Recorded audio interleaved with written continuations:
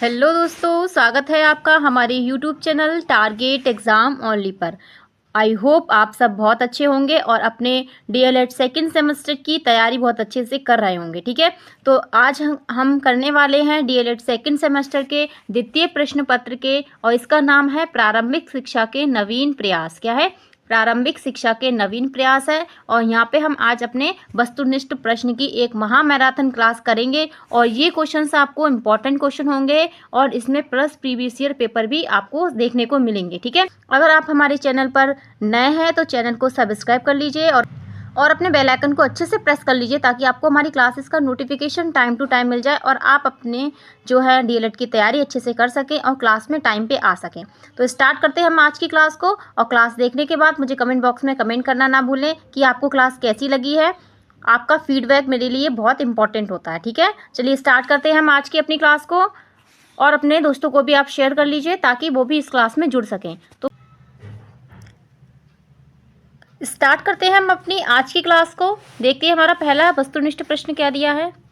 पहला यहाँ पे हमारा जो क्वेश्चन दिया है वो दिया है कि निम्नलिखित में कौन सा अनुच्छेद अल्पसंख्यक वर्ग के हितों के संरक्षण से संबंधित है। तो ये आपका 2020 में पूछा गया क्वेश्चन है। इसका हमारा राइट आंसर क्या होगा? इसका राइट आंसर होगा 29(1). क्या होगा? 29(1) यहाँ पे राइट आंसर इसका होगा। ठीक है, नेक्स्ट क्वेश्चन की तरफ चलेंगे। अगला का सेकंड नंबर क्वेश्चन दिया है।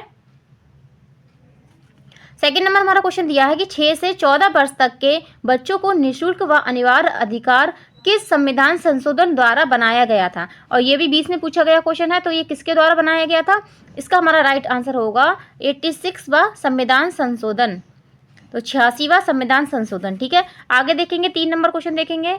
3 नंबर क्वेश्चन दिया है कि केंद्रीय सलाहकार बोर्ड किसके नाम से जाना जाता है। तो केंद्रीय सलाहकार बोर्ड को हम किसके नाम से जानते हैं? हरटांग समिति के नाम से जानते हैं। किसके नाम से? हरटांग समिति के नाम से जानते हैं। ठीक है, आगे देखेंगे 4th नंबर क्वेश्चन दिया है कि उच्च अध्ययन शिक्षा संस्थान कहाँ स्थित है। उच्च अध्ययन शिक्षा संस्थान कहाँ पर स्थित है। और ये क्वेश्चन भी आपका 2020 में पूछा गया क्वेश्चन है। ठीक है, ये तो ये कहाँ पर है? लखनऊ में है, वाराणसी में है, दिल्ली में है, या आपका प्रयागराज में है। तो इसका हमारा 4th का राइट आंसर होगा ये प्रयागराज में है। कहाँ पर है? प्रयागराज में ये स्थित है। ठीक है,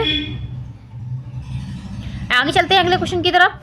अगला क्वेश्चन यहाँ पे हमारा दिया है कि शिक्षा का अधिकार अधिनियम 2009 कब लागू हुआ था। शिक्षा का अधिकार अधिनियम 2009 कब लागू हुआ था? कब लागू हुआ था? तो इसका आंसर है अप्रैल 2010 में।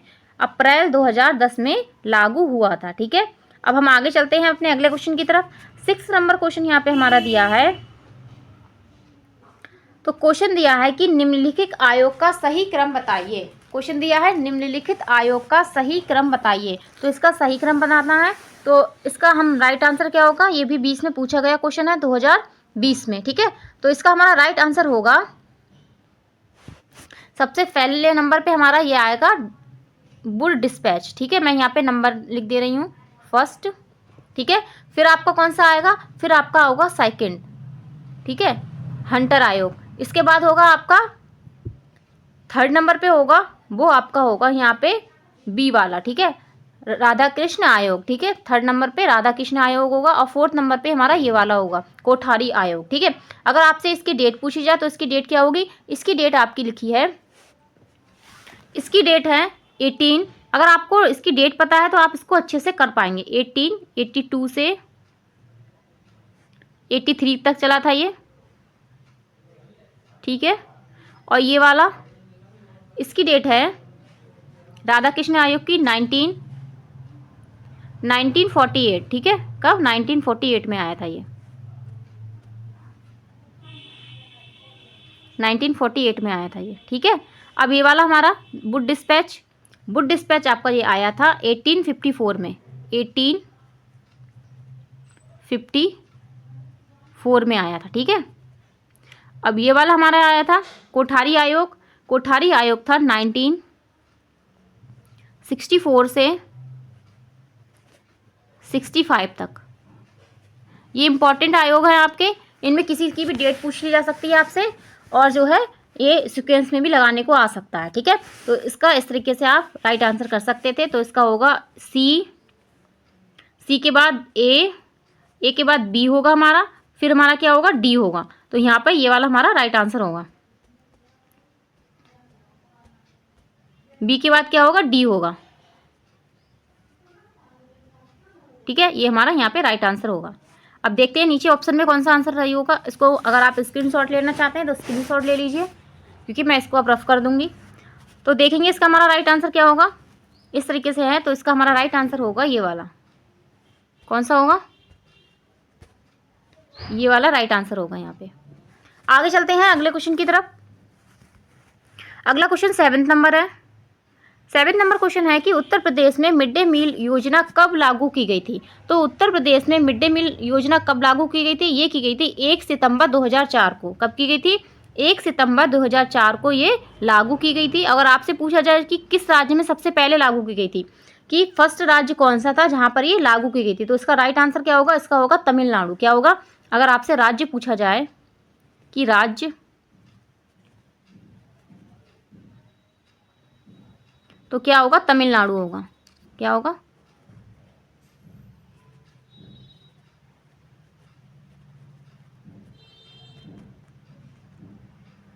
तो क्या होगा, तमिलनाडु।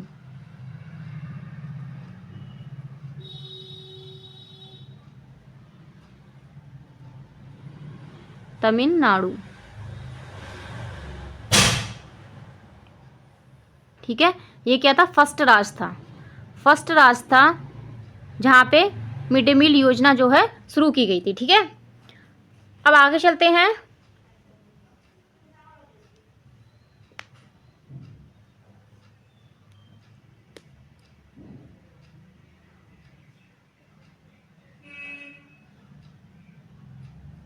अब हम नेक्स्ट क्वेश्चन देखेंगे। हमारा नेक्स्ट क्वेश्चन दिया है 8 नंबर है। 8 नंबर क्वेश्चन यहाँ पर दिया है कि कस्तूरबा गांधी बालिका विद्यालय योजना भारत सरकार द्वारा कब प्रारंभ की गई थी। तो इसको कब प्रारंभ किया गया था, तो इसका हमारा राइट आंसर होगा 2004 में। कब किया गया था, जुलाई 2004 में इसको शुरू किया गया था। ठीक है, अब आगे चलते हैं अगले क्वेश्चन की तरफ। अब नेक्स्ट क्वेश्चन यहाँ पे हमारा दिया है, जिला प्राथमिक शिक्षा कार्यक्रम की क्या विशेषता है। तो जिला प्राथमिक शिक्षा कार्यक्रम की विशेषता इसमें कौन सी है, उपयुक्त सभी हैं। क्या है, उपयुक्त सभी हैं, कि शिक्षा में सबकी भागीदारी हो और नए शैक्षणिक प्रयोग हो और शिक्षा में बराबरी पर बल दिया गया। तो उपयुक्त सभी आएगा हमारा यहाँ पे। आगे चलते हैं 10 नंबर क्वेश्चन की तरफ। 10 नंबर हमारा क्वेश्चन यहाँ पर दिया है कि अध्यापक शिक्षा हेतु नियामक संस्था है। तो अध्यापक शिक्षा हेतु नियामक संस्था यहाँ पे कौन सी है, NCTE है। कौन सी है, NCTE है। ठीक है, ये वाला हमारा राइट आंसर है। अगर इसकी पूरी फुल फॉर्म पूछी जाए हिंदी में भी तो क्या होगी, राष्ट्रीय अध्यापक शिक्षा परिषद। क्या होगा, यहाँ पे लिख देते हैं हम, राष्ट्रीय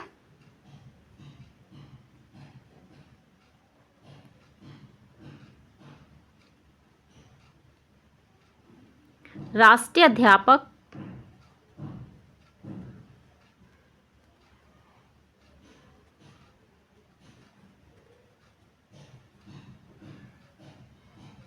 शिक्षा परिषद।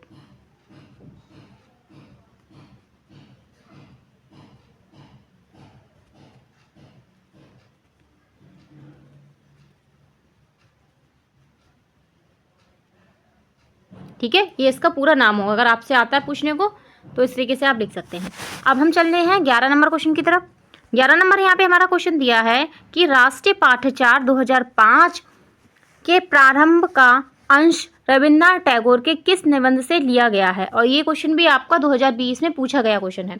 तो ये किससे लिया गया है, सभ्यता और प्रगति से लिया गया है। किससे लिया गया है, सभ्यता और प्रगति से लिया गया है। रविन्द्रनाथ टैगोर जी का ये क्या है, एक निबंध है। आगे चलते हैं अगले क्वेश्चन की तरफ। अगला 12 नंबर क्वेश्चन दिया है कि 1992 में गठित यशपाल समिति किससे संबंधित है। 1992 में गठित यशपाल समिति किससे संबंधित है। तो ये किससे संबंधित है, इसका हमारा राइट आंसर यहाँ पर होगा कि स्कूली छात्रों के बोझ को कम करने से। क्या है, स्कूली छात्रों के बोझ को कम करने से संबंधित है ये। ठीक है, लर्निंग विदाउट बर्डन। ठीक है, आगे चलते हैं 13 नंबर क्वेश्चन देखेंगे। 13 नंबर हमारा क्वेश्चन यहाँ पर दिया है, छनाई सिद्धांत किसके द्वारा प्रतिपादित किया गया। छनाई सिद्धांत किसके द्वारा प्रतिपादित किया गया। तो इसका हमारा राइट आंसर होगा लॉर्ड मैकाले। कौन है? लॉर्ड मैकाले हैं, ठीक है। आप मैकाले ही बोलिए क्योंकि ये हमारे लिए लॉर्ड नहीं थे, सही है। अब आगे चलते हैं और ये क्वेश्चन देखिए आपको 19 में, 20 में और जो 25 में भी पूछा गया क्वेश्चन है ये, ठीक है। ये इंपॉर्टेंट क्वेश्चन है, ये आपको रिपीटेड दिखाई देगा। आगे चलते हैं अगले क्वेश्चन की तरफ। अगला क्वेश्चन इसके बाद हमारा दिया है, नवोदय विद्यालय की स्थापना किसकी संस्तुति पर की गई थी? तो नवोदय विद्यालय की स्थापना जो है, इसका हमारा राइट आंसर होगा यहाँ पे कि नई शिक्षा नीति 1986 की जो है सिफारिश कह सकते हैं, इस पर की गई थी, ठीक है। नई शिक्षा नीति 1986। और फर्स्ट शिक्षा नीति हमारी क्या थी? हमारी फर्स्ट शिक्षा नीति थी, फर्स्ट वाली, इसको उल्टा कर दीजिए 1968, ठीक है। 1968 ये हमारी फर्स्ट शिक्षा नीति थी। आगे चलते हैं अगले क्वेश्चन की तरफ। अगला क्वेश्चन यहाँ पे हमारा दिया है 15 नंबर है। 15 नंबर क्वेश्चन है कि जब कोई बालक किसी भी अवस्था में प्राथमिक शिक्षा पूर्ण किए बिना ही स्कूल छोड़ के चला जाता है तो कहलाता है। तो ये क्या कहलाता है ये बताना है आपको। तो इसका हमारा राइट आंसर होगा अवरोध कहलाएगा। क्या कहलाएगा? अवरोध कहलाएगा, ठीक है। अगर वो विद्यालय छोड़ के चला गया है तो क्या उसके पढ़ाई में अवरोध आ गया है, या आप कह सकते हैं एक तरीके से कि खलन पड़ गया है। आगे चलते हैं अगले क्वेश्चन की तरफ। 16 नंबर क्वेश्चन देखेंगे। 16 नंबर यहाँ पे हमारा क्वेश्चन दिया है कि भारतीय शिक्षा आयोग का गठन 1892 में हुआ था, किसके, इसके अध्यक्ष कौन थे, ठीक है, ये पूछा गया है। तो इसके अध्यक्ष कौन थे? यहाँ पे हमारा राइट आंसर होगा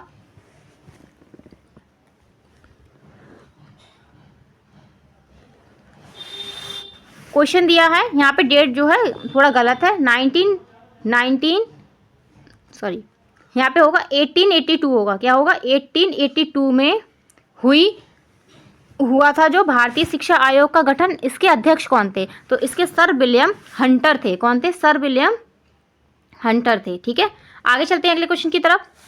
अगला क्वेश्चन जो हमारा दिया है यहाँ पे 17 नंबर है कि हंटर आयोग का संबंध है। तो हंटर आयोग का संबंध किससे है? तो इसका हमारा राइट आंसर है 1882 से 83। क्या है? 1882 से 1883 से संबंधित है ये, ठीक है। तो हमारा फर्स्ट वाला ऑप्शन आ वाला सही है। आगे चलते हैं अगले क्वेश्चन की तरफ। अगला क्वेश्चन यहाँ पर हमारा दिया है मैकाले के विवरण पत्र का संबंध है। तो मैकाले के विवरण पत्र का किससे संबंध है? तो यहाँ पर हमारा राइट आंसर होगा 1935। किससे संबंधित है? 1935 से संबंधित है, ठीक है। आप देखेंगे 19 नंबर क्वेश्चन। 19 नंबर क्वेश्चन हमारा जो दिया है वो दिया है यशपाल की यशपाल समिति का गठन किस वर्ष हुआ था? तो यशपाल समिति का गठन जो हुआ था ये हमारा हुआ था, कब हुआ था? अगर आपको पता है तो आप हमें कमेंट बॉक्स में कमेंट कर सकते हैं, लेकिन इसका राइट आंसर होगा 1992। क्या होगा? 1992 में इसका गठन हुआ था, ठीक है। अब हम चलते हैं अगले क्वेश्चन की तरफ।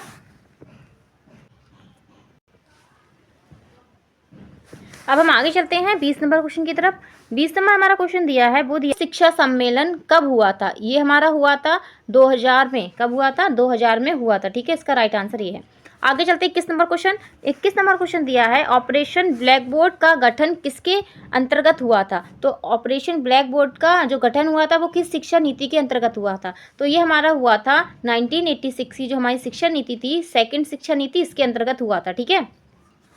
आगे चलते हैं। अगला क्वेश्चन हमारा दिया है कि सर्व शिक्षा अभियान का संबंध है। तो सर्व शिक्षा अभियान का संबंध यहाँ पे कौन सा सम्मेलन या समिति है उससे है। तो इसका राइट आंसर क्या होगा?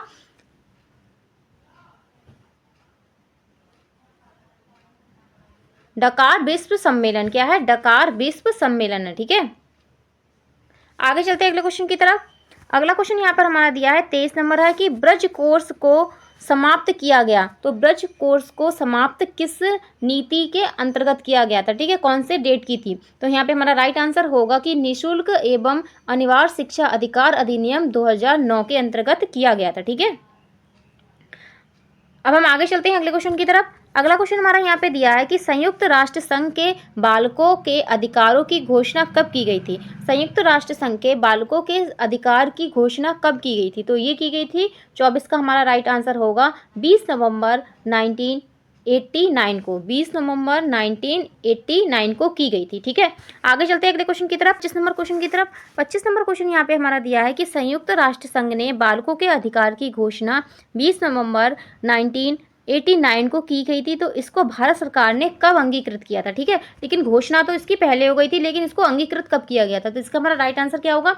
इसका राइट आंसर होगा 11 दिसंबर 1992। कब होगा? 11 दिसंबर 1992 में इसको क्या है, अंगीकृत किया गया था। आगे चलते हैं 26 नंबर क्वेश्चन। 26 नंबर क्वेश्चन हमारा दिया है कि राष्ट्रीय बाल नीति की घोषणा भारत सरकार द्वारा कब की गई थी। राष्ट्रीय बाल नीति की घोषणा भारत सरकार द्वारा कब की गई थी? तो इसकी जो घोषणा की गई थी वो की गई थी 22 अगस्त 1947, 22 अगस्त 1947 में की गई थी। ठीक है, अब हम आगे चलते हैं 27 नंबर क्वेश्चन। 27 नंबर क्वेश्चन हमारा दिया है कि किस संविधान 27 नंबर क्वेश्चन दिया है किस अनुच्छेद से संबंधित है कि बच्चों को कारखाने या जोखिमपूर्ण कार्यों में लगाना दंडनीय अपराध है। तो इसका हमारा राइट आंसर क्या होगा? इसका हमारा राइट आंसर होगा अनुच्छेद 24। क्या है? अनुच्छेद 24। ये इंपॉर्टेंट क्वेश्चन है, ये आपके समझ लीजिए सी टेट, यूपी टेट और बीटीसी में तो आएगा ही आएगा। तो ये इंपॉर्टेंट क्वेश्चन है, इसको आप इंपॉर्टेंट टिक करिए। ठीक है, आगे चलते हैं अगले क्वेश्चन की तरफ। अगला क्वेश्चन यहाँ पे हमारा दिया है 28 नंबर है। 28 नंबर दिया है कि किस अनुच्छेद से संबंधित है स्त्री एवं बच्चों के क्रय विक्रय ही नहीं वरन स्त्रियों का बच्चों का अनैतिक व्यापार भी दंडनीय अपराध है। ठीक है, तो जो बच्चों का क्रय विक्रय होता है, स्त्रियों का क्रय विक्रय होता है, इसके लिए रोक के लिए कौन सा अनुच्छेद है? तो 28 का हमारा राइट आंसर होगा अनुच्छेद 23। ठीक है, कौन सा है? अनुच्छेद 23। अनुच्छेद 23 हो गया कि बच्चों का क्रय विक्रय नहीं करना है। अनुच्छेद 24 क्या हो गया? 1924 अभी हमने पढ़ा था, वो हो गया कि बच्चों से जोखिम भरे कारखानों में काम नहीं कराना। आगे चलते हैं 29 नंबर क्वेश्चन। 29 नंबर हमारा क्वेश्चन दिया है कि किसका कथन है मैं काल के सारे धर्म मानता हूँ। क्या है? मैं काल के सारे धर्म मानता हूँ क्योंकि प्रत्येक धर्म मुझे ईश्वर तक ले जाता है। जितने भी धर्म हैं उनके मूल सिद्धांत में कोई अंतर नहीं है। पथ भले ही अलग अलग हों, सभी धर्म की मंजिल एक ही है। अतः यह आवश्यक है कि सभी धर्म को समान आदर दिया जाए। ठीक है, तो ये किसका कथन है? तो यहाँ पे हमारा राइट आंसर इसका क्या होगा? इसका राइट आंसर है स्वामी विवेकानंद जी का ये कथन है कि हम सभी, कथन किसका है? ये स्वामी विवेकानंद जी का है। ठीक है, आगे चलते हैं अगले क्वेश्चन की तरफ। अगला क्वेश्चन हमारा यहाँ पर दिया है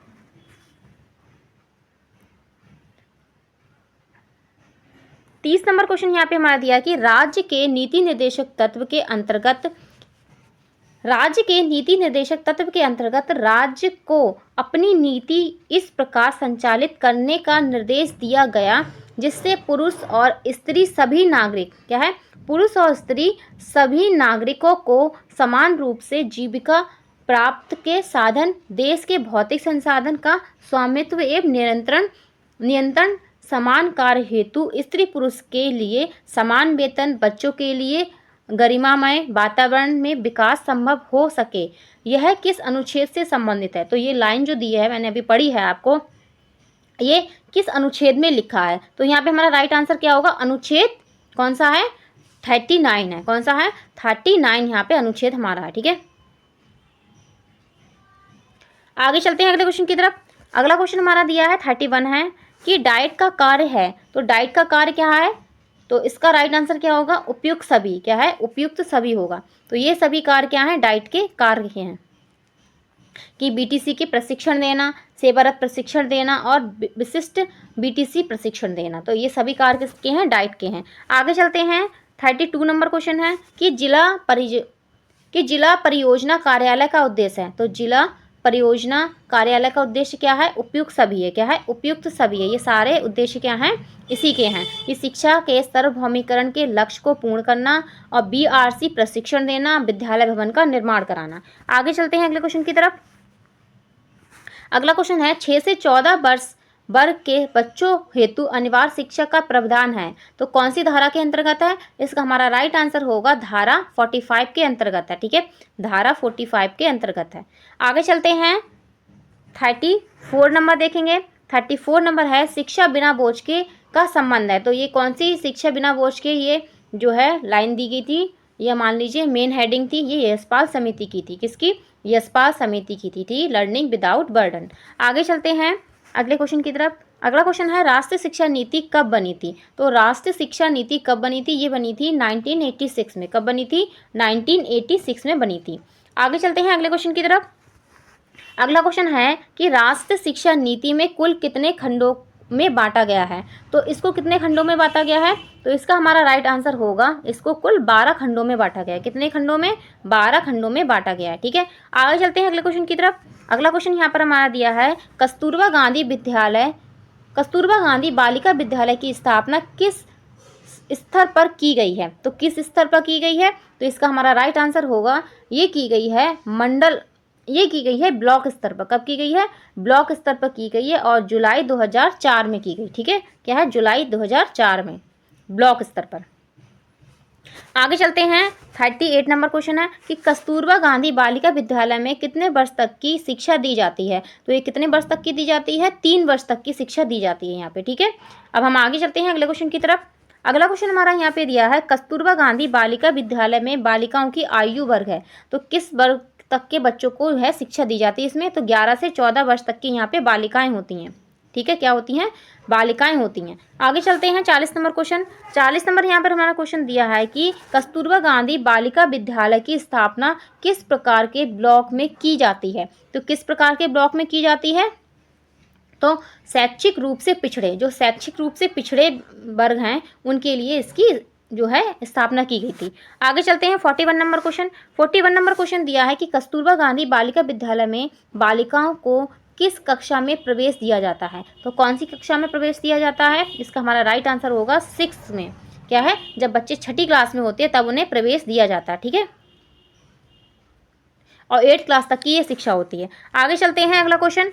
अगला क्वेश्चन यहाँ पे हमारा दिया है कि कस्तूरबा गांधी बालिका विद्यालय को शिक्षा किन किन कक्षाओं में दी जाती है? तो कौन कौन सी कक्षा में शिक्षा दी जाती है? तो इसका हमारा राइट आंसर क्या होगा? 6, 7, 8। क्या होगा? 6, 7, 8 यहाँ पे हमारा राइट आंसर होगा। ठीक है, क्योंकि 3 साल की शिक्षा होती है। कितने साल की? 3 साल की शिक्षा होती है। और एज क्या होती है? एज इसमें 11 से, ये बच्चियाँ कितनी एज की होती हैं? 11 से 14 एज की होती हैं। कितने एज की? 11 से 14 वर्ष की होती हैं। ठीक है, आगे चलते हैं अगले क्वेश्चन की तरफ। अगला क्वेश्चन यहाँ पे दिया है कि ग्राम शिक्षा समिति का अध्यक्ष कौन होता है? तो ग्राम शिक्षा समिति का अध्यक्ष कौन होता है?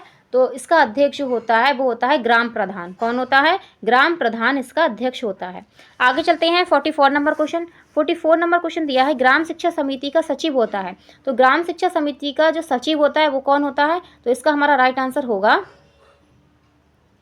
सचिव कौन होगा? यहाँ पे प्रधानाध्यापक होंगी। कौन होंगी? प्रधानाध्यापक सचिव होंगी। ठीक है, ये इंपॉर्टेंट है। ग्राम शिक्षा समिति से आपको क्वेश्चन देखने को मिलेंगे, या आपको लघु में देखने को मिले या अति लघु उत्तरीय में। ठीक है, लेकिन दोनों साइड में से किसी ना किसी में देखने को मिलेंगे आपको। आगे चलते हैं, अगला क्वेश्चन यहाँ पर हमारा दिया है, ग्राम शिक्षा समिति में कितने अभिभावक होते हैं? ग्राम शिक्षा समिति में कितने अभिभावक होते हैं? तो इसमें कितने अभिभावक होते हैं? कुल 3 अभिभावक होने जरूरी होता है। ठीक है, आगे चलते हैं अगले क्वेश्चन की तरफ। अगला क्वेश्चन हमारा दिया है, ग्राम शिक्षा समिति में कुल कितने सदस्य होते हैं? तो टोटल सदस्य कितने होते हैं इसमें टोटल सदस्य 5 होते हैं। कितने होते हैं? 5 सदस्य होते हैं। 3 पेरेंट्स होते हैं, एक होता है प्रधान होता है, और एक होते हैं प्रधानाध्यापक होते हैं। ठीक है, ग्राम प्रधान होगा और जो प्रधानाध्यापक होंगी जो स्कूल की बेसिक शिक्षा की। आगे चलते हैं अगला क्वेश्चन दिया है, ग्राम शिक्षा समिति में कितने महिला अभिभावक का होना आवश्यक है? तो कितनी महिलाएं अभिभावक होना चाहिए? तो यहाँ पे हमारा राइट आंसर होगा, 1 महिला अभिभावक का होना जरूरी है। ठीक है, आगे चलते हैं 48 नंबर क्वेश्चन। 48 नंबर क्वेश्चन दिया है, ग्राम शिक्षा समिति का गठन किस धारा के अंतर्गत आता है? तो ये किस धारा के अंतर्गत आता है? ये धारा 12 के अंतर्गत आता है। ठीक है, क्योंकि आपको धारा से भी इंपॉर्टेंट क्वेश्चन पूछ लिए जाते हैं कि किस धारा के अंदर बच्चों को निःशुल्क शिक्षा है, या कारखानों में कार्य करना है, या उनके जो है उनके क्रय विक्रय पर रोक लगाना है। तो ये धाराएं जो है पूछी जा सकती हैं। आगे चलते हैं अगला क्वेश्चन दिया है, ग्राम शिक्षा समिति का गठन किस वर्ष किया गया था? तो इसका गठन कब किया गया था? इसका राइट आंसर होगा 2000 में किया गया था। कब किया गया था? वर्ष 2000 में किया गया था। ठीक है, आगे देखेंगे 50 नंबर क्वेश्चन। 50 नंबर हमारा क्वेश्चन दिया है, उत्तर प्रदेश बेसिक शिक्षा परिषद का गठन किस वर्ष हुआ था? तो उत्तर प्रदेश बेसिक शिक्षा जो परिषद है इसका गठन हुआ था 1972 में हुआ था। कब हुआ था? 1972 में इसका गठन हुआ था। ठीक है, आगे चलते हैं 51 नंबर क्वेश्चन।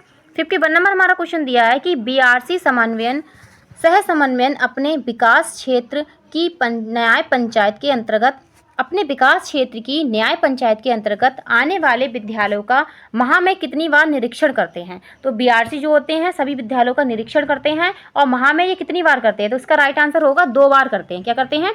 2 बार करते हैं। अब वो अपने आप देख लेते हैं कि महीने में उन्हें बीच में जाना है, स्टार्टिंग में जाना है या लास्ट में जाना है। ठीक है, आगे चलते हैं अगले क्वेश्चन की तरफ। अगला क्वेश्चन हमारा दिया है, क्वेश्चन है एनपीआरसी का प्रमुख को कहते हैं, जो एनपीआरसी है इसका प्रमुख होता है उसको हम क्या कहते हैं? उसे हम कहते हैं संकुल प्रभारी। क्या कहते हैं? संकुल प्रभारी कहते हैं। क्वेश्चन ये भी आ सकता है कि संकुल प्रभारी किसका जो है प्रमुख होता है? तो किसका होता है? एनपीआरसी का होता है। आगे चलते हैं अगले क्वेश्चन की तरफ। अगला क्वेश्चन हमारा क्या दिया है? अगला क्वेश्चन यहाँ पर दिया है, एनपीआरसी समन्वयन अपने क्षेत्र के विद्यालयों का निरीक्षण प्रत्येक माह में कितनी बार करते हैं? अब जो है बीआरसी अलग करता है और जो एनपीआरसी अलग करते हैं, और ये माह में कितनी बार करते हैं? ये करते हैं माह में 2 बार। ये भी 2 बार ही निरीक्षण करेंगे। ठीक है, कितनी बार? 2 बार निरीक्षण करेंगे। आगे चलते हैं 54 नंबर क्वेश्चन। 54 नंबर क्वेश्चन दिया है, राज्य परियोजना कार्यालय है। तो राज्य परियोजना कार्यालय कहाँ पर है? लखनऊ में है। कहाँ है? लखनऊ में है। ठीक है, आगे चलते हैं अगले क्वेश्चन 55 नंबर क्वेश्चन देखेंगे। 55 नंबर क्वेश्चन दिया है कि राज्य विज्ञान शिक्षा संस्थान, राज्य विज्ञान शिक्षा संस्थान कहाँ पर है? तो ये कहाँ है? इलाहाबाद में है। कहाँ है? इलाहाबाद में। ठीक है, ये क्वेश्चन आपके लिए रामबाण साबित होंगे अगर आपने यूपी टेट भी भरा है तो उसके लिए, क्योंकि सारा सिलेबस आपका बीटीसी का यूपी टेट में देखने को मिलता है। ठीक है, तो आप इसको अच्छे से पढ़िए और अच्छे से अपनी तैयारी कीजिए, इससे आपका दोनों चीज़ें क्लियर हो जाए। आपका बीटीसी भी क्लियर हो अच्छे से नंबर से और आपका यूपी टेट भी हो। यूपी टेट के लिए आपको थोड़ा ज़्यादा पढ़ना पड़ेगा क्योंकि आप अभी 2nd सेमेस्टर में ही हैं। ठीक है, अगर जिसका 4th सेमेस्टर तक हो गया तो वो यूपी टेट तो आराम से निकाल ही लेगा। सही है, तो देखेंगे अगला क्वेश्चन हम। और क्लास अच्छी लग रही है तो केवल देखते ना जाएं, कमेंट बॉक्स में कमेंट भी करने, अपने दोस्तों को शेयर भी करें और लाइक भी करें। ठीक है, अब हम आगे चलते हैं 56 नंबर क्वेश्चन देंगे। 56 नंबर हमारा क्वेश्चन दिया है, राजर्षि टंडन मुक्त विश्वविद्यालय का गठन किस वर्ष हुआ था? तो इसका कब गठन हुआ था? 1999 में। कब हुआ था? 1999 में इसका गठन हुआ था। आगे चलते हैं, अगला क्वेश्चन दिया है, सीमेट कहाँ है? तो सीमेट कहाँ पे है? इसका हमारा राइट आंसर है इलाहाबाद में। कहाँ पर है? इलाहाबाद में है इसका। ठीक है, आगे चलते हैं अगला क्वेश्चन। अगला क्वेश्चन दिया है, क्वेश्चन है कि SCERT का गठन हुआ था। तो SCERT का गठन कब हुआ था? इसका हमारा कब हुआ था? 1961 में हुआ था इसका गठन। अब आगे चलेंगे अगले क्वेश्चन की तरफ। अगला क्वेश्चन हमारा दिया है, NCERT का गठन किस वर्ष हुआ था? NCERT का गठन किस वर्ष हुआ था? वो वहाँ पर था SCERT। इससे पहले हमने देखा था क्या देखा था? SCERT था। अब ये क्या है? ये है NCERT। NCERT। ठीक है, कंफ्यूज ना हो इसमें, एस का और एन का जो है अंतर है। आगे चलते, अब हम देखेंगे इसका आंसर क्या है। इसका हमारा आंसर होगा 1961। क्या होगा? 1961 में इसका गठन हुआ था। ठीक है, अब हम नेक्स्ट क्वेश्चन देखेंगे 60 नंबर। 60 नंबर हमारा क्वेश्चन दिया है, राज्य शिक्षा संस्थान की स्थापना किस वर्ष की गई थी? तो राज्य शिक्षा संस्थान की स्थापना जो की गई थी वो की गई थी 1962 में। कब की गई थी? 1962 में की गई थी। आगे चलते हैं, अगला क्वेश्चन देखेंगे। अगला क्वेश्चन क्या दिया है? NCT। क्या है? NCT ही, जिसे हम कहते हैं राष्ट्रीय अध्यापक शिक्षा परिषद का गठन कब किया गया था? तो इसका गठन कब हुआ था?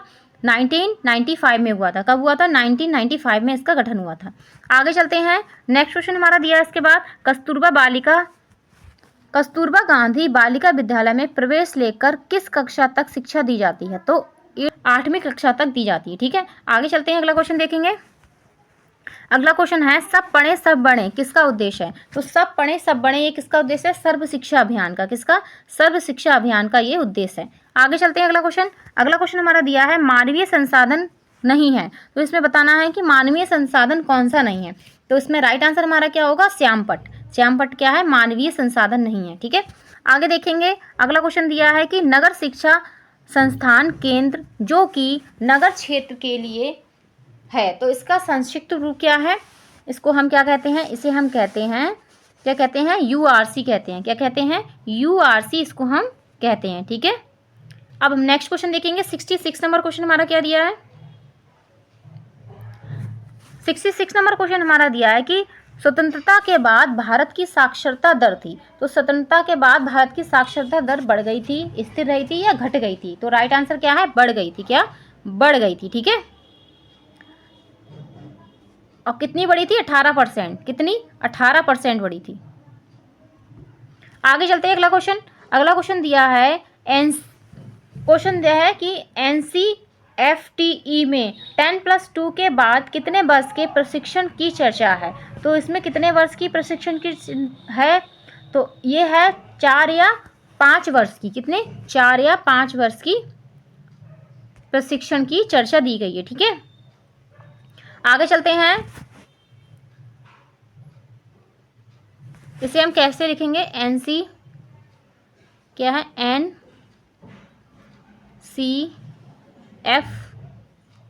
NCFTE। ठीक है, ये होगा। आगे चलते हैं हम नेक्स्ट क्वेश्चन की तरफ। 68 नंबर क्वेश्चन देखेंगे। 68 नंबर हमारा क्वेश्चन दिया है, राष्ट्रीय पाठ्यचर्या की रूपरेखा 2005 के निर्माण हेतु गठित राष्ट्रीय संचालन समिति के अध्यक्ष थे। तो इसके अध्यक्ष कौन थे? तो यहाँ पे हमारा राइट आंसर होगा प्रोफेसर यशपाल। क्या थे? प्रोफेसर कौन थे? प्रोफेसर यशपाल जी थे। ठीक है। आगे चलते हैं अगले क्वेश्चन की तरफ। अगला क्वेश्चन है 69 नंबर है कि राष्ट्रीय पाठ्यचर्या की रूपरेखा 2005 कितने अध्यायों में विभक्त है? तो इसके कितने अध्याय हैं? तो यहाँ पे राइट आंसर है 5 अध्याय हैं। कितने अध्याय हैं? 5 अध्याय इसके हैं। अब हम देखेंगे 70 नंबर क्वेश्चन। 70 नंबर क्वेश्चन दिया है, प्रथम अध्याय का शीर्षक है। तो प्रथम अध्याय का शीर्षक क्या है? परिप्रेक्ष्य है। क्या है? परिप्रेक्ष्य। ठीक है। अब चलेंगे 71 नंबर क्वेश्चन। 71 नंबर क्वेश्चन हमारा फिर से दिया है भाई कि कस्तूरबा गांधी बालिका विद्यालय परियोजना कब से प्रारंभ हुई थी? तो ये कब से प्रारंभ हुई थी? ये हुई थी 2004 से 2005 में। 2004 से 2005 में प्रारंभ हुई थी। ठीक है। अगला क्वेश्चन देखेंगे हम। नेक्स्ट क्वेश्चन हमारा दिया है 72 नंबर है कि KGBB के संचालन एवं पर्यवेक्षण हेतु गठित समिति में इनमें से कौन सा नहीं है? तो KGBB वही है, कस्तूरबा गांधी बालिका विद्यालय। ठीक है। तो इसका हमारा राइट आंसर क्या होगा? DIOS। क्या है? DIOS यहाँ पे राइट आंसर होगा। आगे चलते अगला क्वेश्चन देखेंगे। अगला क्वेश्चन हमारा दिया है NPEGEL। क्या है? NPEGEL।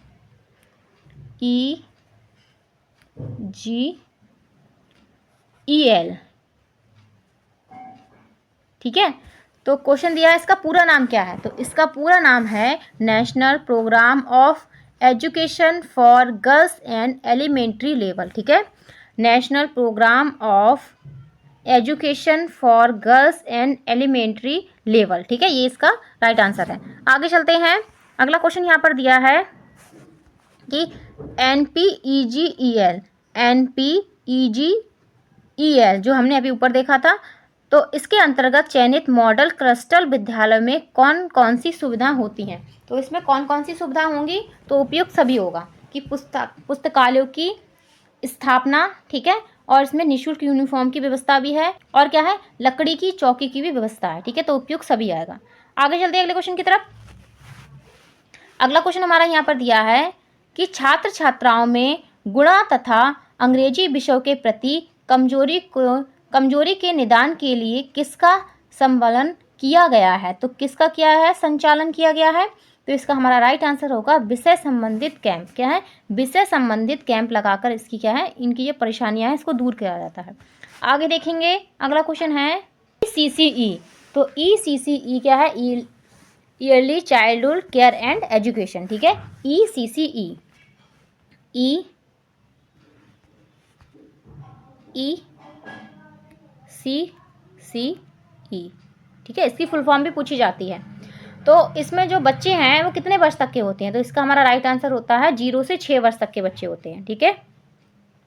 0 से 6 वर्ष तक के बच्चे होते हैं इसमें। ठीक है। जो आंगनवाड़ी हो गया, जो बाल वाटिका वगैरह हो गई, तो इसमें जो बच्चे आते हैं वो इसके अंतर्गत आते हैं। आगे चलते हैं अगले क्वेश्चन की तरफ। अगला क्वेश्चन यहाँ पर हमारा दिया है, समेकित बाल विकास सेवाएं कब से प्रारंभ की गई थी? तो समेकित बाल विकास सेवाएं कब से प्रारंभ की गई थी? इसका हमारा राइट आंसर है 2 अक्टूबर 1975 से। 2 अक्टूबर 1975 से शुरू की गई थी। ठीक है। आगे चलते हैं। अगला क्वेश्चन हमारा यहाँ पर दिया है कि भारत में ईस्ट इंडिया कंपनी का प्रवेश कब हुआ था।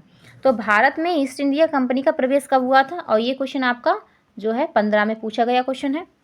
तो इसका हमारा राइट आंसर होगा कब हुआ था, जल्दी से बताइए, बहुत ही पुराना क्वेश्चन है और सभी को पता होगा। तो 1600 में हुआ था। कब हुआ था? 1600 में हुआ था। आगे चलते हैं। अगला क्वेश्चन हमारा यहाँ पर दिया है। अब क्वेश्चन है कि राष्ट्रीय शिक्षा आयोग का गठन हुआ था। तो राष्ट्रीय शिक्षा आयोग का गठन कब हुआ था? ये हमारा हुआ था 1964 से 66 में। 1964 से 66 में हुआ था। ठीक है, अब हम चलेंगे 80 नंबर क्वेश्चन की तरफ। 80 नंबर हमारा क्वेश्चन दिया है, बाल अधिकार का प्रस्ताव पारित किया गया। तो बाल अधिकार का प्रस्ताव कब, किसके द्वारा पारित किया गया था? ये संयुक्त राष्ट्र संघ के द्वारा किया गया था पारित। ठीक है, अब 81 नंबर क्वेश्चन देखेंगे। 81 नंबर हमारा क्वेश्चन दिया है कि शिक्षा को संविधान की किस अनुसूची में रखा गया है। तो शिक्षा को संविधान की किस अनुसूची में रखा गया है? तो इसका हमारा राइट आंसर है, इसको समृद्धि सूची में रखा गया, जिसमें राज्य और केंद्र दोनों ही शामिल होते हैं। ठीक है, शिक्षा पे राज्य केंद्र दोनों जो है नियम और कानून बनाते हैं। आगे चलते हैं अगले क्वेश्चन की तरफ। अगला क्वेश्चन हमारा दिया है 82 नंबर है कि भारत में आधुनिक शिक्षा का जन्मदाता किसे कहा जाता है। क्वेश्चन क्या दिया है? भारत में आधुनिक शिक्षा का जन्मदाता किसे कहा जाता है। तो यहाँ पे राइट आंसर क्या होगा? इसका राइट आंसर होगा चार्ल्स ग्रांट को कहा जाता है। किसको कहा जाता है? चार्ल्स ग्रांट को कहा जाता है। आगे चलते हैं अगले क्वेश्चन की तरफ। 83 नंबर क्वेश्चन है कि निःशुल्क और अनिवार्य शिक्षा का अधिकार अधिनियम 2009 किस अनुच्छेद के द्वारा बनाया गया था। तो ये किसके द्वारा बनाया गया था? ये 21 का के द्वारा बनाया गया था। 21 का के द्वारा बनाया गया था। अगला क्वेश्चन देखेंगे। 84 नंबर है। 84 नंबर हमारा क्वेश्चन है कि बुड का घोषणा पत्र किस वर्ष आया था। तो बुड का घोषणा पत्र जो आया था 1854 में आया था। कब आया था? 1854 में आया था। और ये आपके लिए मोस्ट इंपॉर्टेंट क्वेश्चन है। ये आपसे लघु में भी पूछा जाता है कि इसकी घोषणा पत्र के बारे में बताइए या इसकी टिप्पणी लिखिए। और ये देखिए आपको 15 में और 19 में और 2000 जो है 24 या 23 में भी आया था ये क्वेश्चन। आगे चलते हैं अगले क्वेश्चन की तरफ। अगला क्वेश्चन हमारा है कि देश के प्रत्येक जनपद, क्वेश्चन क्या दिया है? देश के प्रत्येक जनपद में डाइट की स्थापना की स्तुति किस राष्ट्रीय शिक्षा नीति के तहत की गई थी। तो इस किसके तहत की गई थी? तो इसका हमारा राइट आंसर होगा 1991 के तहत की गई थी। 1990। अब हम चलते हैं अपने 86 नंबर क्वेश्चन की तरफ। 86 नंबर हमारा क्वेश्चन दिया है। क्वेश्चन है कि सभी को शिक्षा उपलब्ध कराने से संबंधित है। तो कौन सा इसमें है एक जो सभी को शिक्षा उपलब्ध कराने से संबंधित है। तो राइट आंसर क्या है? उपयुक्त सभी। ये सभी क्या है? शिक्षा उपलब्ध कराने से संबंधित आयोग या समितियां हैं। आगे चलते हैं। अगला क्वेश्चन हमारा दिया है कि क्वेश्चन है BEP। तो BEP का पूरा नाम क्या है? बेसिक शिक्षा परिषद। क्या नाम है? बेसिक शिक्षा परिषद इसका नाम है। ठीक है, आगे चलते हैं अगला क्वेश्चन। अगला क्वेश्चन यहाँ पर 88 नंबर है कि मध्य भोजन योजना का उद्देश्य है। तो मध्य भोजन योजना का उद्देश्य क्या है? उपयुक्त सभी है। क्या है? उपयुक्त सभी है। तो पहला ऑप्शन क्या दिया है इसमें कि बच्चों के नामांकन में वृद्धि करना। ठीक है, और बच्चों को विद्यालय में पूरे समय तक रोके रखना और स्कूल आने के लिए प्रेरित करना। तो ये सभी ऑप्शन क्या है? राइट है। तो ये आपका 2019 में पूछा गया है। आगे देखते हैं अगला क्वेश्चन है। अगला क्वेश्चन हमारा दिया है, भारत सरकार ने सन 1992 में संशोधित कार्यान्वयन कार्यक्रम को कितने खंडों में बांटा है। तो ये कितने खंडों में बांटा गया है? इसका राइट आंसर होगा हमारा 23 खंडों में। कितने खंडों में? 23 खंडों में से बांटा गया है। ठीक है, 23 खंड। आगे चलते हैं। 90 नंबर क्वेश्चन देखेंगे। 90 नंबर हमारा क्वेश्चन दिया है कि ऑपरेशन ब्लैक बोर्ड योजना का सुझाव है। तो ऑपरेशन ब्लैक बोर्ड योजना का सुझाव किसने दिया था? यहाँ पे हमारा राइट आंसर है राष्ट्रीय शिक्षा नीति 1986। राष्ट्रीय शिक्षा नीति 1986 में दिया गया था और ये आपका 2019 में पूछा गया क्वेश्चन है। आगे देखेंगे 91 नंबर क्वेश्चन। 91 नंबर क्वेश्चन है NPEGEL। NPEGEL में किस कक्षा की वंचित लड़कियों का अध्ययन कराने का प्रावधान है। तो किस कक्षा की? यहाँ पे हमारा राइट आंसर क्या होगा? राइट आंसर यहाँ पे हमारा होगा 3 से 5 वर्ष। क्या है? 3 से 5 तक की बच्चियों के लिए है। आगे चलते हैं अगला क्वेश्चन।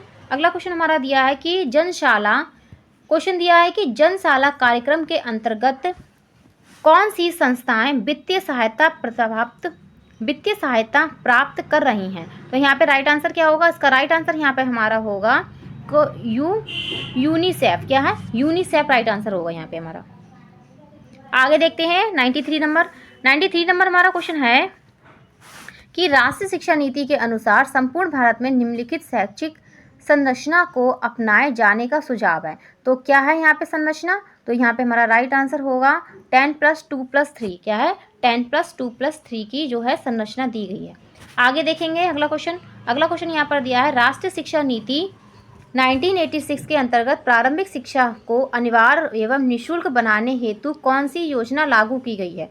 तो इसमें कौन सी योजना लागू की गई है? तो ऑपरेशन ब्लैक बोर्ड योजना। क्या है? ऑपरेशन ब्लैक बोर्ड योजना को लागू किया गया है। ठीक है, अगला क्वेश्चन देखेंगे 95 नंबर। 95 नंबर हमारा क्वेश्चन है स्कूल चलो अभियान अंग है। तो स्कूल चलो अभियान किसका अंग है? यहाँ पे राइट आंसर है सर्व शिक्षा अभियान का ये अंग है। ठीक है, और ये क्वेश्चन भी आपसे 15 में पूछा गया है। आगे देखेंगे अगला क्वेश्चन है ऑपरेशन ब्लैक बोर्ड योजना। क्वेश्चन क्या दिया है? ऑपरेशन ब्लैक बोर्ड योजना का उद्देश्य है। तो ऑपरेशन ब्लैक बोर्ड योजना का उद्देश्य क्या है? प्राथमिक स्कूलों में पाठ्य सामग्री, शिक्षा उपकरण जैसी न्यूनतम आवश्यक सुविधाएं जो है प्रदान करना। ठीक है, चौक है, डस्टर है, टेबल वगैरह है और रजिस्टर है, ये सारी चीज़ें उपलब्ध कराना ऑपरेशन ब्लैक बोर्ड का कार्य है। आगे चलते हैं अगला क्वेश्चन। अगला क्वेश्चन हमारा यहाँ पे दिया है कि कस्तूरबा बालिका योजना का संबंध है। तो कस्तूरबा बालिका योजना का संबंध कब से है? प्राथमिक से, माध्यमिक से, उच्च से या प्राथमिक बालिका शिक्षा से? तो राइट आंसर क्या है? प्राथमिक बालिका शिक्षा से संबंधित है। ठीक है, आगे देखते हैं अगला क्वेश्चन। अगला क्वेश्चन यहाँ पे हमारा दिया है प्रोफेसर यशपाल समिति का गठन भारत सरकार द्वारा किया गया था। तो भारत सरकार द्वारा इस समिति का गठन कब किया गया था? मार्च 1992 में किया गया था। मार्च 1992 में इसका किया गया था। आगे चलते हैं 99 नंबर क्वेश्चन देखेंगे। 99 नंबर हमारा क्वेश्चन जो दिया है, क्वेश्चन दिया है कि बहुत से व्यक्तियों की अपेक्षा थोड़े से व्यक्तियों को बहुत सा ज्ञान देना अच्छा है, यह कथन किसका है? तो ये कथन किसका है? तो यहाँ पे हमारा राइट आंसर है, ये कथन है मैकाले का। किसका है? मैकाले का ये कथन है। ठीक है, नेक्स्ट क्वेश्चन देखेंगे। 100 नंबर क्वेश्चन होगा हमारा। 100 नंबर क्वेश्चन दिया है कि संपूर्ण साक्षरता अभियान का प्रेरक वाक्य है। तो संपूर्ण साक्षरता जो अभियान है इसका प्रेरक वाक्य क्या है? एक पढ़े एक। क्या है? एक। तो इसका हमारा राइट आंसर क्या होगा? एक पढ़े एक। ठीक है, क्या है? एक पढ़े एक। इसमें 15 से 35 वर्ष तक को जो लोग होते हैं उनको साक्षर करने का जो है एक मुहिम चलाई गई है। ठीक है, हमने यहाँ पे 100 क्वेश्चन कंप्लीट कर लिए हैं। आपने कमेंट बॉक्स में कमेंट भी नहीं किया कि आपने इसमें से कौन कौन से क्वेश्चन सही किए हैं और किस किस के आंसर आपको आते थे। चलिए आगे आप कमेंट कर सकते हैं। अभी हम और क्वेश्चन करेंगे। लगभग इसमें 170 क्वेश्चन है। ठीक है, अब हम देखें 101 नंबर क्वेश्चन देखेंगे। और क्लास अच्छी लग रही है तो लाइक, शेयर एंड सब्सक्राइब करना ना भूलें। अगर चैनल पर नए हैं तो चैनल को सब्सक्राइब कर लें। ठीक है, और अपने बेल आइकन को अच्छे से प्रेस करिए ताकि आपको हमारी क्लासेस का नोटिफिकेशन टाइम टू टाइम मिल जाए। देखते हैं 101 नंबर क्वेश्चन क्या दिया है।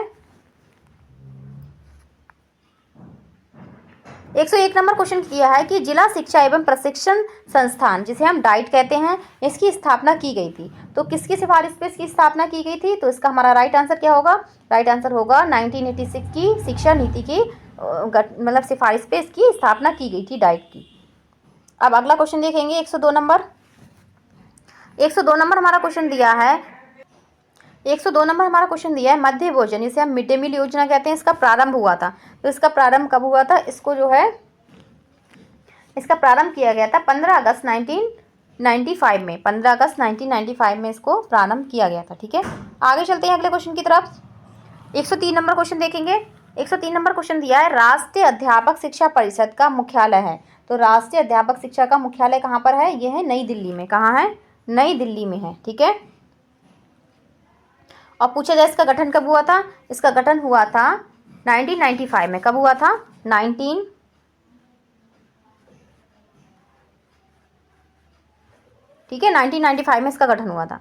आगे देखेंगे 104 नंबर क्वेश्चन। 104 नंबर क्वेश्चन है कि भारतीय संविधान के किस अनुच्छेद द्वारा प्रारंभिक शिक्षा को मौलिक अधिकार घोषित किया गया था? तो इस किसके द्वारा किया गया था? तो राइट आंसर यहाँ पे है अनुच्छेद 21 का के द्वारा किया गया था। अनुच्छेद 21 का के द्वारा किया गया था। ठीक है, अब हम अगला क्वेश्चन देखेंगे। 105 नंबर क्वेश्चन है कि राष्ट्रीय पाठ्यचर्या की रूपरेखा 2005 के अनुसार, 2005 के अनुसार यहाँ पे कौन सी चीज़ जो है राइट है? तो उपयुक्त सभी चीज़ें यहाँ पे सही कही गई हैं। क्या होगा? उपयुक्त सभी चीज़ें यहाँ पे सही कही गई हैं। ठीक है, 106 नंबर क्वेश्चन देखेंगे अब हम। 106 नंबर क्वेश्चन दिया है कि सर्व शिक्षा अभियान को वित्तीय सहयोग देता है, तो कौन देता है वित्तीय सहयोग? यहाँ पे राइट आंसर क्या होगा? केंद्र और राज्य दोनों देते हैं। किसमें? केंद्र और राज्य दोनों देते हैं। और शिक्षा हमारी किसमें आती है? समृद्धि सूची में आती है। ठीक है, आगे चलते हैं अगला क्वेश्चन। अगला क्वेश्चन यहाँ पे हमारा दिया है कि देश में संविधान लागू किया गया था, तो देश में संविधान लागू कब किया गया था? तो हमारा 107 का राइट आंसर है यहाँ पे 26 जनवरी 1950 को। 26 जनवरी 1950 को लागू किया गया था हमारा देश का संविधान। ठीक है, 108 नंबर क्वेश्चन देखेंगे।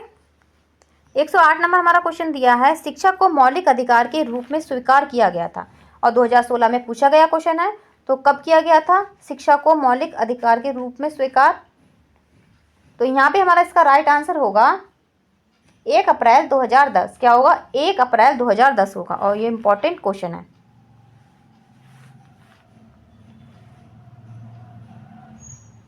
अब अगला क्वेश्चन देखेंगे। 109 नंबर क्वेश्चन दिया है। क्वेश्चन दिया है कि शिक्षा को किसी निश्चित स्तर पर सभी लोगों को अनिवार्य एवं निःशुल्क शिक्षा साथ में उपलब्ध कराना है, तो ये क्या है? सार्वभौमिकरण है। क्या है? सार्वभौमिकरण है। ठीक है, और ये क्वेश्चन भी 16 में पूछा गया है। आगे देखते हैं अगला क्वेश्चन। अगला क्वेश्चन हमारा दिया है कि बेसिक शिक्षा 1972 का उद्देश्य है, तो बेसिक शिक्षा जो अधिनियम है 1972 वाला, इसका उद्देश्य क्या था? तो यहाँ पे हमारा राइट आंसर क्या होगा?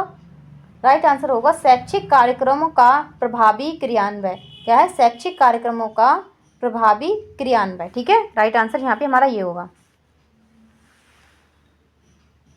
भारत में इसकी स्थापना कब हुई थी? तो 2004 में हुई थी। 2004 में हुई थी, यूपी में।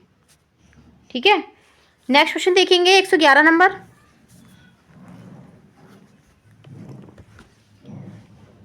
111 नंबर हमारा क्वेश्चन दिया है कि प्राथमिक विद्यालयों में न्यूनतम आवश्यक सुविधाएं सुलभ कराने की योजना है, तो इसमें कौन सी योजना है? तो इसका राइट आंसर है ऑपरेशन ब्लैक बोर्ड योजना। क्या है? ऑपरेशन ब्लैक बोर्ड योजना यहाँ पे हमारा राइट आंसर होगा कि विद्यालय में जो भी चीज़ें हैं उनको लाने के लिए और जो सुविधाएं जो दी जाती हैं बच्चों के लिए, उनके लिए। आगे चलते हैं अगला क्वेश्चन। अगला क्वेश्चन हमारा दिया है स्वतंत्रता के समय देश में कितने प्रतिशत जनसंख्या साक्षर थी, तो कितने परसेंट जो जनसंख्या थी वो साक्षर थी? तो राइट आंसर यहाँ पे है 14%। कितनी? 14% थी। ठीक है, अब आगे देखेंगे अगला क्वेश्चन। अगला क्वेश्चन दिया है विद्यालय स्तर पर शिशुओं की मांसपेशियों का विकास होता है, तो विद्यालय स्तर पर शिशुओं की मांसपेशियों का विकास किससे होता है? सृजनात्मक क्रियाकलापों से। सृजनात्मक क्रियाकलापों वाला जो राइट आंसर है, और 16 में पूछा गया क्वेश्चन है, ये प्रीवियस ईयर क्वेश्चन है, तो प्रीवियस ईयर क्वेश्चन को आप जरूर ही अच्छे से पढ़ लें क्योंकि उनसे क्वेश्चन रिपीट हो जाते हैं। नेक्स्ट क्वेश्चन देखेंगे। अगला क्वेश्चन यहाँ पे हमारा दिया है कि सर्व शिक्षा अभियान किस आयु वर्ग के बच्चों को शैक्षिक व्यवस्था की संबंधित है? तो शैक्षिक व्यवस्था से संबंधित है, तो किस आयु तक की? 6 से 14 वर्ष। क्या है? 6 से 14 वर्ष तक के लिए। अगला क्वेश्चन देखेंगे, और ये क्वेश्चन देखिए आपका 15 में और 16 में लगातार पूछा गया है। आगे देखते हैं अगला क्वेश्चन। अगला क्वेश्चन यहाँ पे हमारा दिया है कस्तूरबा गांधी बालिका विद्यालय योजना किस वर्ष की बालिका को साक्षरता की स्थिति बेहतर करने के लिए है? तो किस वर्ग की? तो यहाँ पे हमारा राइट आंसर क्या होगा? राइट आंसर होगा उपयुक्त सभी। ठीक है, क्या होगा? राइट आंसर होगा उपयुक्त सभी के लिए है। तो वो बच्चियां अनुसूचित जनजाति की भी हो सकती हैं, और अन्य पिछड़े वर्ग की भी होंगी, और अल्पसंख्यक वर्ग की भी हो सकती हैं। आगे चलते 116 नंबर क्वेश्चन। 116 नंबर हमारा क्वेश्चन है सर्व शिक्षा अभियान के अंतर्गत संचालित होने वाले कार्यक्रमों के लिए वित्तीय सहायता प्राप्त है, तो ये रिपीटेड क्वेश्चन है। ठीक है, तो इसका राइट आंसर क्या है? केंद्र और राज्य दोनों होंगे। क्या होगा? केंद्र और राज्य दोनों होंगे। आगे चलते अगला क्वेश्चन। अगला क्वेश्चन यहाँ पे हमारा दिया है शिक्षा को समृद्धि सूची में स्थान दिया गया, तो शिक्षा को समृद्धि सूची में स्थान कब दिया गया था? तो राइट आंसर क्या होगा यहाँ पे हमारा?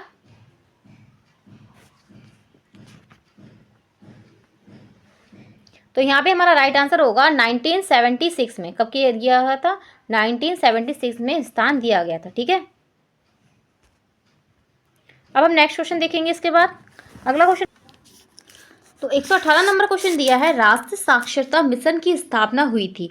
तो इसकी स्थापना कब हुई थी? यहाँ पे हमारा राइट आंसर होगा 1988 में हुई थी। कब हुई थी? 1988 में इसकी स्थापना हुई थी।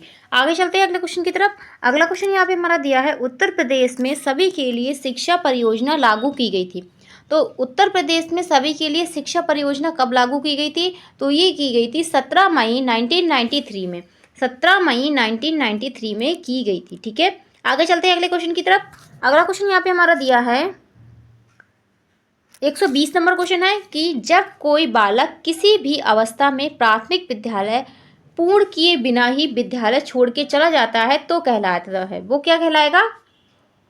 ये हमारा कहलाएगा हास्य कहलाएगा। क्या कहलाएगा? हास्य कहलाएगा। ठीक है, आगे देखेंगे अगले क्वेश्चन की तरफ। 121 नंबर क्वेश्चन दिया है कि 1960 से 61 में जनजातियों की शिक्षा संबंधी समस्याओं के समाधान के लिए गठित कमेटी का अध्यक्ष थे। तो कमेटी के अध्यक्ष कौन थे? यहाँ पे हमारा राइट आंसर होगा श्री यूपी,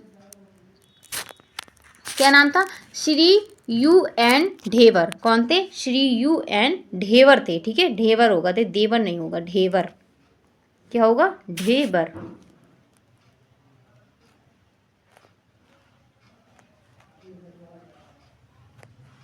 ठीक है, ढेवर होगा। आगे चलते हैं अगले क्वेश्चन की तरफ। 122 नंबर क्वेश्चन है कि राष्ट्रीय महिला शिक्षा समिति 1958 की अध्यक्ष थी।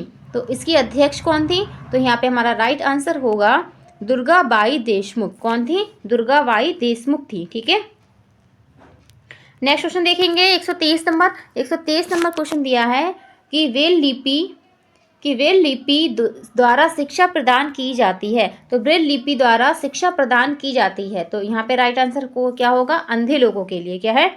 जो अंधे बच्चे होते हैं उनके लिए इसके द्वारा शिक्षा प्रदान की जाती है। आगे देखते हैं अगला क्वेश्चन। अगला क्वेश्चन है, उत्तर प्रदेश में जिला प्राथमिक शिक्षा का कार्यक्रम प्रारंभ किया गया था। तो इसका कार्यक्रम उत्तर प्रदेश में कब किया गया था? इसका राइट आंसर है 1997 से 98 में। 1997 से 98 में किया गया था। ठीक है, आगे देखेंगे अगला क्वेश्चन। अगला क्वेश्चन 125 नंबर है। क्वेश्चन दिया है, शिक्षा में अपव्यय तथा अवरोध पर अपना सुझाव दीजिए। तो क्या है? शिक्षा में अपव्यय तथा अवरोध पर अपना सुझाव दिया था। तो किसने सुझाव दिया था? तो राइट आंसर है हरटांग समिति ने। किसने? हरटांग समिति के द्वारा। आगे चलते हैं अगला क्वेश्चन। अगला क्वेश्चन यहाँ पे हमारा दिया है, राष्ट्रीय शैक्षिक अनुसंधान एवं प्रशिक्षण परिषद का मुख्यालय स्थित है।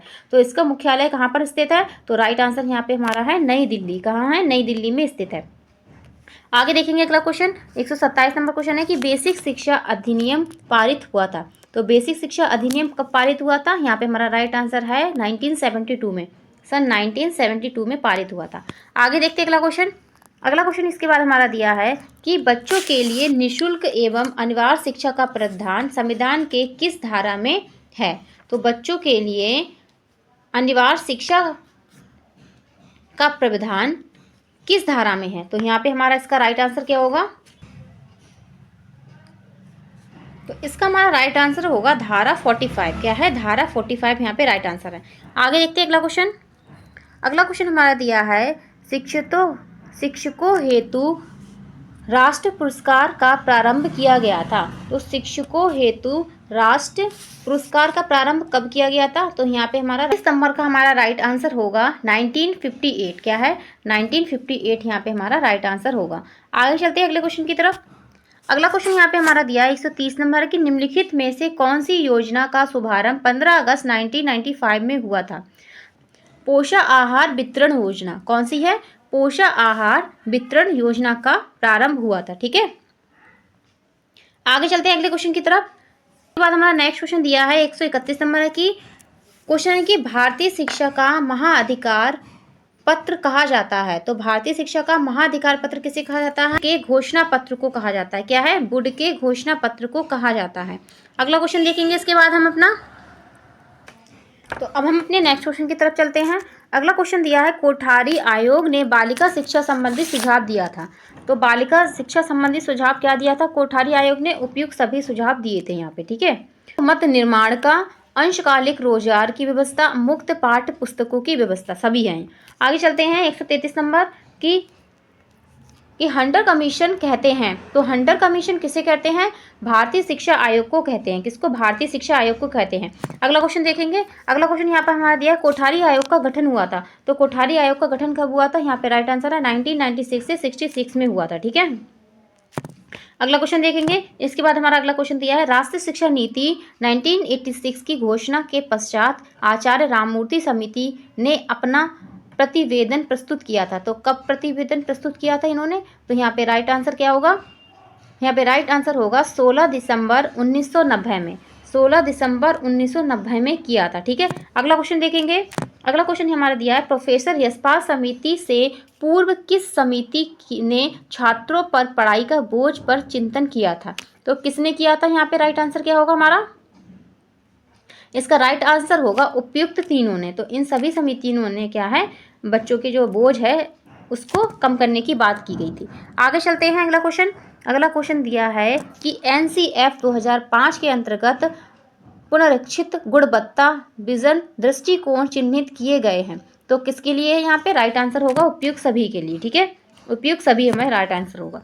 आगे देखते हैं अगला क्वेश्चन क्या दिया है।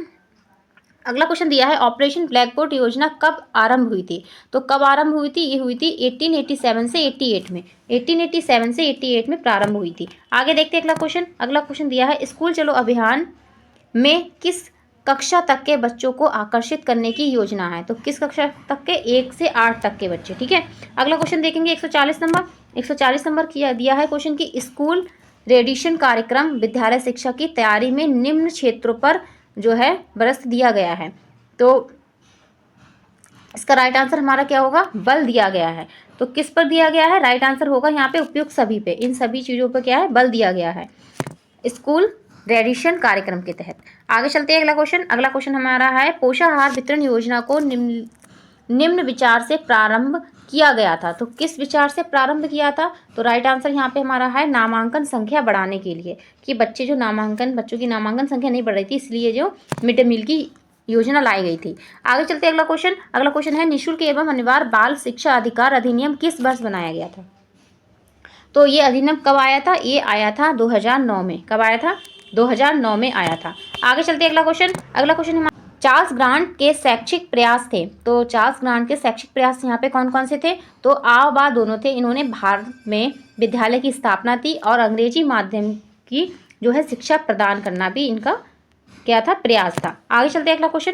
अगला क्वेश्चन यहाँ पर हमारा दिया है, निःशुल्क और अनिवार्य बाल शिक्षा अधिकार अधिनियम के अंतर्गत चौथे अध्याय में शिक्षकों के दायित्व दिए गए हैं। तो राइट आंसर क्या है? कौन कौन से दायित्व दिए गए हैं? उपयुक्त सभी होगा। यहाँ पे ये सभी दायित्व दिए हुए हैं। ठीक है, ये सभी दायित्व जो हैं दिए गए हैं।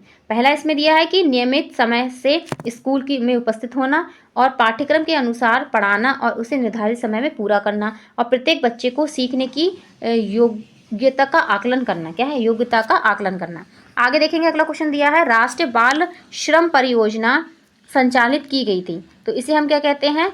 NCLP कहते हैं। तो कौन सी पंचवर्षीय योजना के अंतर्गत आई थी? ये 9वीं पंचवर्षीय योजना के अंतर्गत आई थी। ठीक है, इंपॉर्टेंट क्वेश्चन है, आपको आ सकता है। आगे चलते हैं अगला क्वेश्चन। अगला क्वेश्चन है कि हास्य एवं अवरोध को रोकने के लिए प्रोत्साहन के अधीन कौन सी लिए गए संप्राप्ति लक्ष्य को प्राप्त करने की सुविधा प्रदान की जा रही है? तो राइट आंसर यहाँ पे क्या होगा? उपयुक्त सभी होगा। तो छात्रवृत्ति भी दी जा रही है बच्चों को, और जो है मिड डे मील भी दिया जा रहा है, निःशुल्क पुस्तकें और ड्रेस भी दिए जा रहे हैं।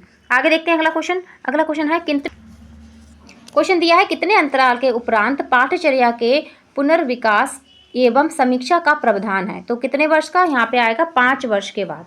कितने? 5 वर्ष के बाद। आगे देखते हैं अगला क्वेश्चन। अगला क्वेश्चन माना दिया है कि महात्मा गांधी ने बुनियादी तालीम या बेसिक शिक्षा का प्रस्ताव कब रखा था? तो यहाँ पे राइट आंसर क्या होगा? 1937 में रखा था। ठीक है, अब अगला क्वेश्चन देखेंगे। अगला क्वेश्चन यहाँ पे हमारा दिया है, माध्यमिक शिक्षा आयोग के अध्यक्ष थे। तो माध्यमिक शिक्षा आयोग के अध्यक्ष कौन थे? डॉक्टर लक्ष्मण स्वामी मुदलियार। क्या है? डॉक्टर लक्ष्मण स्वामी मुदलियार थे। ठीक है, यहाँ पे हमारा ये राइट आंसर है, आ वाला। आगे देखते हैं 150 नंबर क्वेश्चन। 150 नंबर क्वेश्चन है, निम्नलिखित में से किस स्तर के विद्यालय से बच्चों को स्वतंत्र रूप से विकसित करने के अवसर दिए जाते हैं? तो यहाँ पे हमारा राइट आंसर क्या होगा? इसका हमारा राइट आंसर होगा को पूर्व प्राथमिक विद्यालय। क्या है? पूर्व प्राथमिक विद्यालय यहाँ पे राइट आंसर है। आगे चलते हैं अब 151 नंबर क्वेश्चन देखेंगे कि हास्य की समस्या का आशय है। तो हास्य की समस्या का आशय क्या है यहाँ पे? तो यहाँ पे हमारा राइट आंसर क्या होगा? राइट आंसर होगा कि बीच में ही विद्यालय छोड़कर बच्चे का चला जाना। ठीक है, बीच में ही बच्चे का विद्यालय छोड़ के चला जाना। आगे देखेंगे अगला क्वेश्चन। अगला क्वेश्चन दिया है पटेल एक्ट संबंधित है। तो पटेल एक्ट किससे संबंधित है? तो यहाँ पे हमारा राइट आंसर है प्राथमिक शिक्षा में गुणात्मक परिणात्मक वृद्धि से। ठीक है, तो ये हमारा यहाँ पे राइट आंसर है। अब अगला क्वेश्चन देखेंगे। नेक्स्ट क्वेश्चन हमारा क्या दिया है? अगला क्वेश्चन हमारा दिया है राष्ट्रीय पाठ्यचर्या की रूपरेखा एनसीएफ 2005 के अनुसार मार्गदर्शक सिद्धांत में निहित है। तो यहाँ पे कौन सी जो है जो एक वचन कहा गया है, एक बात कही गई है जो निहित है। तो यहाँ पे राइट आंसर क्या होगा? पाठ्यचर्या का संवर्धन पाठ्य पुस्तक पर केंद्रित करना। किस पे? पाठ्य पुस्तक पर केंद्रित करना। ठीक है, तो ये हमारा ये वाला राइट आंसर होगा।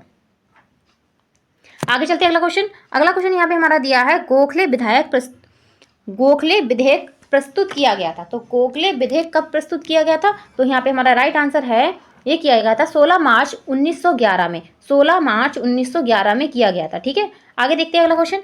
अगला क्वेश्चन यहाँ पर हमारा दिया है हंटर कमीशन की समीक्षा प्राथमिक विद्यालय को अनिवार्य व निःशुल्क करने का प्रस्ताव रखा गया था। तो किसके द्वारा रखा गया था? तो यहाँ पे हमारा राइट आंसर है दादा भाई नौरोजी के द्वारा रखा गया था। ठीक है, अगला क्वेश्चन देखेंगे। 155 नंबर क्वेश्चन हमने कंप्लीट कर लिया है। हमारा नेक्स्ट क्वेश्चन है कि न्यूपा का मुख्यालय है। क्वेश्चन क्या दिया है? न्यूपा का मुख्यालय है। तो न्यूपा का मुख्यालय कहाँ पर है? क्वेश्चन क्या दिया है? न्यूपा का मुख्यालय। तो न्यूपा का मुख्यालय कहाँ पर है? तो यहाँ पे हमारा राइट आंसर है दिल्ली में है। कहाँ है? दिल्ली में है। अगला क्वेश्चन देखेंगे। अगला क्वेश्चन दिया है कि सभी के लिए शिक्षा किसका मुख्य लक्ष्य है? तो सभी के लिए शिक्षा मुख्य लक्ष्य किसका है? यहाँ पे राइट आंसर है राष्ट्रीय शिक्षा नीति 1986। आगे देखते हैं अगला क्वेश्चन। अगला क्वेश्चन दिया है कि क्वेश्चन हमारा दिया है नैतिक कर्तव्य के अंतर्गत कहा गया है कि हर अभिभावक व संरक्षक 6 से 14 वर्ष की आयु वर्ग के बच्चों को शिक्षा के लिए अवसर उपलब्ध कराएगा। यह किस अनुच्छेद से संबंधित है? तो ये किससे संबंधित है? तो यहाँ पे हमारा राइट आंसर होगा ये संबंधित है अनुच्छेद 51A से संबंधित है। किससे? 51A से संबंधित है। आगे चलते हैं अगला क्वेश्चन। अगला क्वेश्चन यहाँ पे हमारा दिया है बाल अधिकार संरक्षण अधिनियम किस वर्ष गठित किया गया था? तो बाल अधिकार संरक्षण अधिनियम 2005 में गठित किया गया था। ठीक है, अब हम चलते हैं अपने अगले क्वेश्चन की तरफ। देखेंगे अगला क्वेश्चन हमारा क्या दिया है। अब नेक्स्ट क्वेश्चन हमारा दिया है 160 नंबर है कि प्राच्य पृष्ठवाद विवाद का जन्म किसके तहत हुआ था? जो 1900 इसका हुआ था जन्म 1813 के आज्ञा पत्र के द्वारा। 1813 के आज्ञा पत्र के द्वारा हुआ था। अब अगला क्वेश्चन देखेंगे। अगला क्वेश्चन दिया है शिक्षा आयोग 1964 से 66 के अध्यक्ष थे। तो इसके अध्यक्ष कौन थे? तो यहाँ पे हमारा राइट आंसर होगा कि श्री DS कोठारी थे। श्री DS कोठारी थे। अब नेक्स्ट क्वेश्चन देखेंगे। इसके बाद अगला क्वेश्चन हमारा दिया है कि राष्ट्रीय बाल श्रम परियोजना संचालित की गई थी। राष्ट्रीय बाल श्रम योजना संचालित की गई थी। बाल श्रम परियोजना संचालित की गई थी। तो ये कौन सी पंचवर्षीय योजना के तहत संचालित की गई थी? यहाँ पे हमारा राइट आंसर होगा 9वीं पंचवर्षीय योजना। ये हमारा रिपीटेड क्वेश्चन है, हम इससे पहले भी इस क्वेश्चन को देख चुके हैं। अब हम आगे चलते हैं अगले क्वेश्चन की तरफ।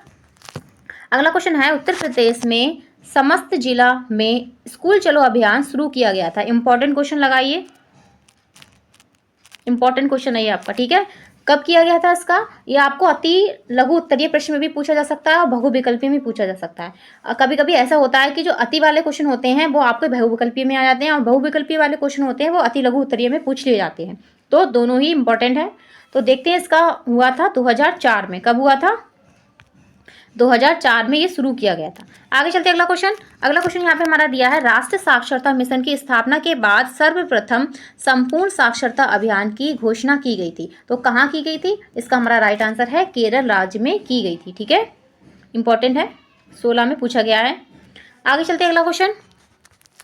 अगला क्वेश्चन है पूर्व प्राथमिक शिक्षा संबंधित है। तो पूर्व प्राथमिक शिक्षा संबंधित है तो राइट आंसर इसमें क्या है? 3 से 6 वर्ष। 3 से 6 वर्ष तक के बच्चों के लिए। अगला क्वेश्चन देखेंगे। 66 नंबर क्वेश्चन दिया है यशपाल समिति का गठन किया गया था। तो यशपाल समिति का गठन कब किया गया था? इसका हमारा राइट आंसर है 1992 में। 1992 में किया गया था। ठीक है, अगला क्वेश्चन है हमारा कि बुनियादी शिक्षा से संबंधित नहीं है। तो बुनियादी शिक्षा से संबंधित यहाँ पे कौन से नहीं है?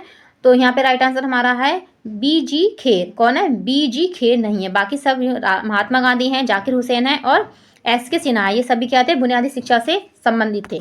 आगे चलते हैं अगला क्वेश्चन। अगला क्वेश्चन फिर से वही है कि पोषाहार वितरण योजना का उद्देश्य नहीं है, तो यहाँ पे कौन सा उद्देश्य इसका नहीं है? तो राइट आंसर क्या होगा? इसका राइट आंसर होगा हमारे कुपोषण की समस्या को दूर करना। तो कुपोषण की समस्या को इसके तहत हम दूर नहीं कर सकते हैं मिड डे मील, इसमें हम बच्चों का नामांकन बढ़ा सकते हैं, उनको प्रोत्साहित कर सकते हैं और बहुत सारी चीज़ें कर सकते हैं। ठीक है, आगे देखते हैं अगला क्वेश्चन। अगला क्वेश्चन दिया है शिमला शिक्षा सम्मेलन। शिमला शिक्षा सम्मेलन 2001 में जो हुआ था, इसका आयोजन किया गया था, तो किसके द्वारा किया गया था? लॉर्ड कर्जन के द्वारा किया जाता। किसके द्वारा? कर्जन के द्वारा यहाँ पे इसका आयोजन किया गया था। ठीक है, आगे देखते हैं अगला क्वेश्चन, और ये अगला क्वेश्चन हमारा लास्ट क्वेश्चन होगा कि सर्वप्रथम मिड डे मील योजना किस राज्य में शुरू की गई थी? तो किस राज्य में की गई थी? इसका राइट आंसर होगा तमिलनाडु में। इसको हम पहले ही डिस्कस कर चुके हैं। ठीक है, तो यहाँ पे हमारी क्लास कंप्लीट होती है। आपको क्लास कैसी लगी है मुझे कमेंट बॉक्स में कमेंट करना ना भूलें, और जो है लाइक भी करें क्लास को, और अपने दोस्तों में भी शेयर करें, जो नहीं देख पाए वो भी इस क्लास को देख सकते हैं। तो सेकंड सेमेस्टर के पेपर आपके स्टार्ट होने वाले हैं। ये क्लासेस आपको रामबाण साबित होंगी, और ये महामैराथन क्लास आपको पेपर में बहुत मदद करने वाली है। अगर इस क्लास को आप पूरा देखते हैं तो बहुत सारे क्वेश्चन जो हैं आपको देखने को मिलेंगे।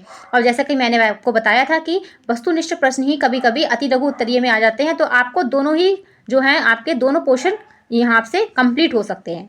तो इसको जरूर देखना और कमेंट बॉक्स में कमेंट भी जरूर करना। आज के लिए बस इतना ही। नेक्स्ट क्लास में हम फिर से हाजिर होंगे एक नई क्लास के साथ। ओके, धन्यवाद, कीप वॉचिंग।